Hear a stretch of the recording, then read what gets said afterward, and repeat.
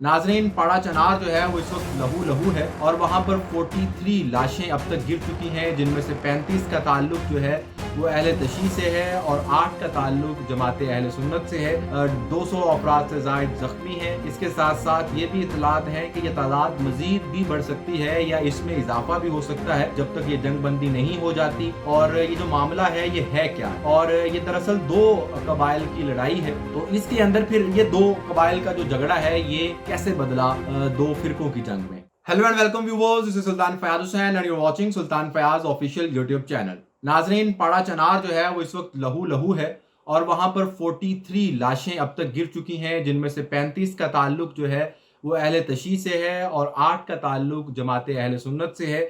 तो इस तरह कुल मिला के 43 लाशें अब तक गिर चुकी हैं। 200 अफराद से ज़ायद ज़ख्मी हैं। इसके साथ साथ ये भी इतलात हैं कि यह तादाद मज़ीद भी बढ़ सकती है या इसमें इजाफा भी हो सकता है, क्योंकि अभी तक जो तमाम हमारे सामने मालूमात आई हैं वो नहीं पहुंच सकी मुकम्मल तौर पर जब तक ये जंग बंदी नहीं हो जाती और दोनों फारीकैन जो हैं वो खुद नहीं बताते कि किसका कितना नुकसान हुआ है। उस वक्त तक हम इसको फाइनल नहीं कह सकते। तो अभी तक की इतलात के मुताबिक 43 अफराद जो हैं वो जान की बाजी हार चुके हैं। कई 100 अफराद जो हैं वो इस वक्त ज़ख्मी हैं। और ये जो मामला है ये है क्या, इस बारे में आपको तमाम तर इन्फॉर्मेशन, तमाम तर मालूमात आपके सामने रखेंगे कि आखिर ऐसा क्यों हो रहा है। और ये दरअसल दो कबाइल की लड़ाई है। एक कबाइल जो है उसका ताल्लुक अहले तशी से है, ज़िला करम के अंदर, या जिसे करम एजेंसी भी कहा जाता है, उसके अंदर ये रोज़ का मामूल है। वैसे तो दोनों फरीकैन के दरमियान जंग, अहले तशी और अहले सुन्नत के दरमियान जो है रोज़ वहाँ पर जो है वो जंग होती है। लेकिन ये जो हालिया कशीदगी है ये उस वक्त सामने आई जब दो कबाइल जिनका ज़मीन पर तनाज़ा था, 100 कनाल के करीब बताया जाता है कि ये ज़मीन थी और इस ज़मीन पर दो फरीकैन जो है उनका दावा था कि जी हमारी है। एक जो है उसका गुलाब मिली खेल जिसका ताल्लुक अहले तशी से है, और उसके साथ साथ मदकी किले जिसका ताल्लुक जमात अहले सुन्नत से है। इन दोनों का जो आपस के अंदर कशीदगी है ये जारी थी, और इसकी वजह जो थी वो थी 100 कनाल ज़मीन। दोनों कबीले जो हैं वो दावा करते थे कि ये उन्हीं की ज़मीन है। उसके बाद ये डिसाइड हुआ कि जनाब जो लैंड रेवेन्यू है और ज़िलाई हुकाम है उनके मुताबिक, जो कागज़ात के मुताबिक जिसकी ज़मीन बनेगी उसको ज़मीन दे दी जाएगी और दूसरे फ़रीक को इस बात पर मानना होगा। जब ये सारा कुछ हो गया तो उसके बाद इसमें पता चला कि गुलाब मिली खेल जो है जिसका ताल्लुक अहले तशी कबीले से है, ये ज़मीन उनकी है। और वहाँ पर जिरगे ने यह फैसला कर दिया कि 1 साल तक जो गुलाब मिली खेल है वो इस ज़मीन को डायरेक्ट जो है वो इस्तेमाल नहीं करेगा, बल्कि किसी तीसरे फ़रीक को देगा। वो इसको उसकी काश्तकारी करेगा, यानी ठेके पर दे देगा, और उसका जो ठेका है वो गुलाब मिली खेल को मिलेगा उस साल का भी। उसके अगले साल से गुलाब मिली खेल जो है वो इस बात के ऊपर खुद मुख्तियार होगा कि वो उसको ठेके पर ज़मीन देना चाहे, खुद इस्तेमाल करना चाहे या जो भी करना चाहे, लेकिन 1 साल तक जो है वो कोई तीसरा फ़रीक इस्तेमाल करेगा। ये कशीदगी कम करने के लिए, जज़्बात को ज़रा नीचे लाने के लिए, वहाँ की एक रिवायत है कबायली इलाकों की कि जब इस किस्म का कुछ ज़मीन का तनाज़ा हो जाता है तो वो डायरेक्ट जो असल हकदार है उसको नहीं दिया जाता, बल्कि दरमियान में किसी तीसरे फ़रीक को ऐड कर लिया जाता है। तो इस केस के अंदर भी यही किया गया। और अब मामला ये है कि वो 1 साल मुकम्मल हो गया था और अब गुलाब मिली खेल ने जो है वो अपनी ज़मीन वापस लेनी थी उस तीसरे फ़रीक से। जब इन्होंने ये ज़मीन वापस लेने का दावा किया, वादा किया, तो जो मदकी किले था उसने इसको मानने से इनकार कर दिया और दोनों के दरमियान दोबारा जो है वो जंग छिड़ गई, जिसके अंदर जो है वो रॉकेट लॉन्चर, मिसाइल और भारी असला जो है वो इस्तेमाल किया गया है। जो असला जो है वो मुबैना तौर पर अफ़गानिस्तान से आ रहा है और बाकी जगहों से उनको मिल रहा है, क्योंकि बहुत सारे इलाके जो हैं ये सरहद से जुड़ा हुआ इलाका है और इसके बहुत सारे जो इलाके हैं वो कबाइल हैं, उनके आधे जो लोग हैं वो अफ़गानिस्तान में रहते हैं, आधे पाकिस्तान में रहते हैं। तो अफ़गानिस्तान से भी लोग वहाँ पर आते हैं अहले सुन्नत की तरफ से लड़ने के लिए, जो आके अहले तशी हज़रात को जो है कत्ल भी करते हैं, मारते भी हैं, और इसी तरह से ये मामला रोज़ की बुनियाद पर वहाँ पर चलता है। तो इसके अंदर फिर ये दो कबाइल का जो झगड़ा है ये कैसे बदला दो फिरकों की जंग में।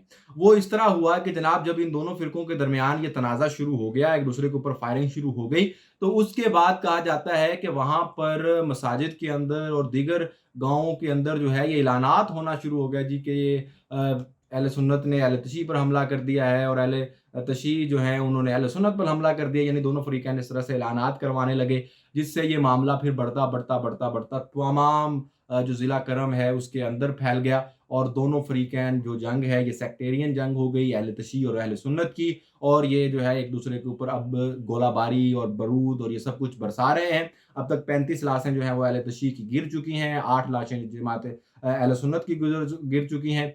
तो ये जो मामला है ये इस वक़्त तक इस मामले तक पहुँच चुका है, इतना ज़्यादा नुकसान हो चुका है और हमारी रियासत जो है वो मुकम्मल तौर पर नाकाम नज़र आती है। जब ये फाटा का इंतज़ाम किया गया था तो उसके बाद कहा गया था कि यहाँ पर अब रियासत की रिट होगी, रियासत अपनी रिट कायम करेगी, लोगों को इंसाफ़ मिलेगा, लोगों को जो है वो अब इस किस्म के जानें नहीं देना पड़ेंगी और जरगा सिस्टम से बेहतर सिस्टम होगा, अदालती निज़ाम, और अदालती निज़ाम जो है वो लोगों को सहूलियात फ़राहम करेगा, उनकी जानों का तहफ़्फ़ुज़ फ़राहम करेगा, उनके साथ अगर कोई ज़ुल्म होता है, उनकी कोई जायदाद छीनता है, तो वो उसको वापस लेकर देगा, लेकिन वैसा कुछ भी नहीं हुआ। जो हमारी वहाँ की ज़िला इंतज़ामिया है, अब उसका फ़र्ज़ बनता था कि जो गुलाम मिली खेल है, उसको वो लेके देते, ज़मीन लेके देते, क्योंकि उन्होंने डिसाइड किया था ये उन्हीं की ज़मीन है।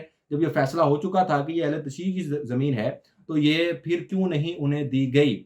तो जनाब ये जो सूरत-ए-हाल है, ये इंतहाई अबतर होती जा रही है वहाँ पर, और जो ज़िला इंतज़ामिया है इसको कंट्रोल करने में मुकम्मल तौर पर नाकाम है। और अगर तारीख़ी लिहाज़ से हम देखें कि इस सारी जो ये सेक्टेरियन जंग है, ये जो आग है, ये वहाँ पर उस इलाके में इतनी ज़्यादा क्यों है कि वहाँ पर हर दूसरे दिन, हर तीसरे दिन हम सुनते हैं जी कि कोई भी छोटा-सा तनाज़ा होता है, वो फिर सेक्टेरियन जंग में फैल जाता है।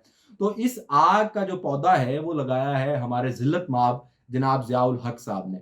और ज़िया-उल हक के दौर के अंदर तो आपको पता है कि जब रूस के लिए तैयार हो रहे थे यहाँ पर मुजाहिदीन, और वो वहाँ पर जो है वो अपने कैंप लगा रहे थे, वहाँ पर उनकी ज़मीनें कबाइल की इस्तेमाल कर रहे थे, उनके बच्चे जो पश्तून हैं, उनको जो है वो जिहादी बना-बना कर उनके हाथ में बंदूक दे के उनको भेज रहे थे और जिहाद करवा रहे थे और उनको ट्रेनिंग्स दे रहे थे और सब कुछ कर रहे थे।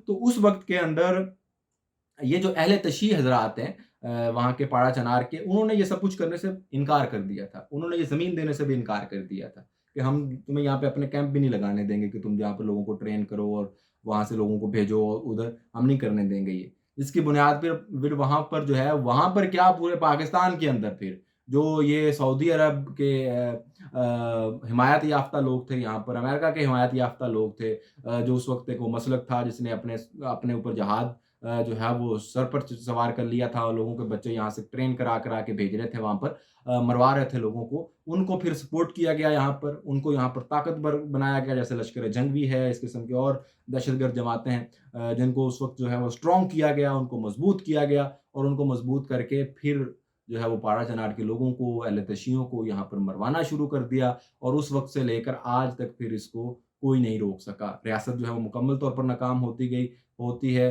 और वहाँ पर जो है वो रोज़ाना की बुनियाद पर ये आग लग जाती है, लोग एक-दूसरे को मारते हैं, रॉकेट लॉन्चर मुझे समझ नहीं आती कि यार कैसे ये आ रहे हैं, सरहद से आर-पार लोग कैसे आ रहे हैं? ये कि कौन इसको कंट्रोल करेगा? कौन इसको देखेगा? रियासत मुकम्मल तौर पर नाकाम हो चुकी है। अगर आप उनको जान-माल का तहफ़्फ़ुज़ नहीं फ़राहम कर सकते, आप फिर किस बात के लिए आपने उनको इंतज़ाम किया, और फिर क्या रियासत, यार रियासत क्या है? अगर आप जान और माल की हिफ़ाज़त नहीं कर सकते, आप उनको ये सहूलत फ़राहम नहीं कर सकते कि जी आप की ज़मीन के तनाज़ात हम हल करके देंगे, आपको इस अपना ज़मीन का हक़ लेने के लिए आपको अपनी जानें नहीं देनी पड़ेंगी, तो फिर क्या फ़ायदा रियासत का? क्या कर रही है रियासत? और फिर इस सब के बावजूद आप लोग कहते हैं कि वो ज़ुल्म के खिलाफ़ बात भी ना करें, एहतजाज भी ना करें, आपकी रियासत के खिलाफ़ जो है वो आवाज़ भी बुलंद ना करें, आपकी रियासत के खिलाफ़ नारा भी ना लगाएँ। अब जिस फ़िरके की 35 लाशें वहाँ पर गिर गई हैं, वो वहाँ पर ख़ानदानों की लाशें हैं ना, वो अब क्या कहेंगे? इनको सलावात पढ़ेंगे, या जो 8 बच्चे जो जिनके उधर अहले सुन्नत के भी जो गए हैं, इस जान की बाज़ी हारे हैं इसमें, वो क्या करेंगे? वो क्या तारीफ़ें करेंगी इस रियासत की?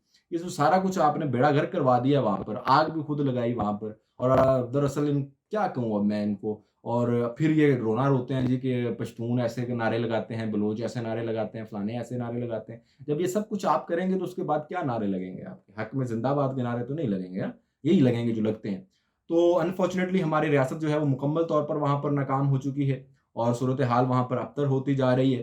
तो लिहाज़ा अब क्या हल इसका क्या है? सॉल्यूशन इसका क्या है? सॉल्यूशन यही है कि जी आपकी बात नहीं मानेंगे। वो अगर ये ज़िला इंतज़ामिया समझे कि वो इनकी बात मान लेंगे, इनसे डर के वो जंग बंदी कर लेंगे, इनसे डरते होते तो वो इस तरह के रॉकेट लॉन्चर वहाँ पर चला ही ना रहे होते। یہ اب وہاں کے جو عمائدین ہیں، وہاں کا جو جرگہ سسٹم ہے وہی اس کو ختم کروا سکتا ہے، اور جو پشتون ہیں ان کو جو ہے وہ جانے کی اجازت دی جائے۔ کہا جا رہا ہے کہ جو پشتون حضرات ہیں جن کے پاس اتنا اثر و رسوخ ہے کہ وہ اس معاملے کو ختم کر سکتے ہیں، ان کو کرم جانے کی اجازت ہی نہیں دی جا رہی کہ وہ وہاں پر جا کے اس مسائل کو حل کر دیں، کیونکہ ان کے خیال میں اگر انہوں نے یہ مسائل حل کروا دیے تو پھر ریاست کے خلاف جو ہے وہ زہر اگلنا شروع ہو جائیں گے، اور یہ وہ زہر کیا اگلیں گے، وہ حق کی بات کریں گے نا، آواز اپنی اٹھائیں گے اور وہ بتائیں گے جی کہ آپ ناکام ہو گئے، جس کی وجہ سے ان کو اپنے 35 ایک جماعت ایک لوگوں کو اور ایک دوسرے فریق کو جو ہے وہ اپنی 8 لاشیں گرانے پڑی، دونوں کو کئی 100 افراد زخمی کروانے پڑے۔ تو یہ سب کچھ کیوں ہو رہا ہے وہاں پر؟ دیٹس دا کوسچن، کہ آپ یہ سب کچھ کیوں کروانے دے رہے ہیں؟ کیسے دوسرے ملک سے لوگ آ رہے ہیں یہاں پہ بڑے بڑا اسلحہ لے کے؟ اس کا مطلب ہے کہ آپ مکمل طور پر ناکام ہو چکے ہیں، اور اگر آپ سے یہ کام نہیں سنبھالا جا رہا تو پھر آپ چھوڑ دیں، دفع کریں، لوگوں کی جانیں تو نہ لینا۔ یہ جی جناب پاڑا چنار سے اپڈیٹ تھی، کرم سے اپڈیٹ تھی جو آپ کے سامنے رکھی ہیں۔ Good bye.